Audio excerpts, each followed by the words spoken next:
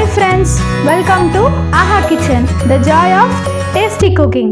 ఇవాళ నేను మీతో కర్ణాటక క్విజైన్ లో యూస్ చేసే ఒక స్పైస్ మిక్స్ ని షేర్ చేస్తాను. ఈ స్పైస్ మిక్స్ మసాలా యూస్ చేసి ట్రెడిషనల్ రెసిపీ గొజ్జు చేసుకుంటారు. గొజ్జు రెసిపీ కొంచెం కారంగా స్వీట్ గా ఉంటుంది. కొన్ని సెలెక్టివ్ కూరగాయలు అండ్ పండ్లు వేసి గొజ్జు ప్రిపేర్ చేసుకుంటారు. ఆ రెసిపీస్ ని మీకు నేను అప్కమింగ్ వీడియోస్ లో తప్పకుండా చూపిస్తాను.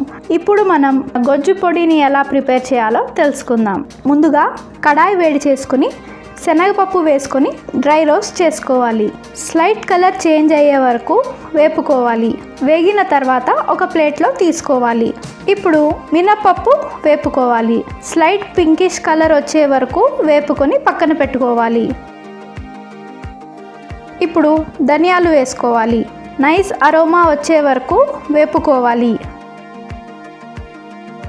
ఇప్పుడు మెంతులు వేసి ఫ్రై చేసుకోవాలి. అలానే నువ్వులు కూడా వేసి వేపుకోవాలి. ఇప్పుడు ఎండు కొబ్బరి వేసి వేపుకోవాలి. ఎండుమిర్చి వేసుకునే ముందు 1/2 టీ స్పూన్ నూనె వేసి తర్వాత ఎండుమిర్చి వేసి వేపుకోవాలి. రోస్ట్ చేసేటప్పుడు ఏ ఇంగ్రీడియంట్ కూడా బర్న్ అవ్వకుండా వేపుకోవాలి. ఇలా అన్నీ ఫ్రై చేసుకున్నాక ఒక ప్లేట్లో తీసుకొని చల్లార్చుకోవాలి.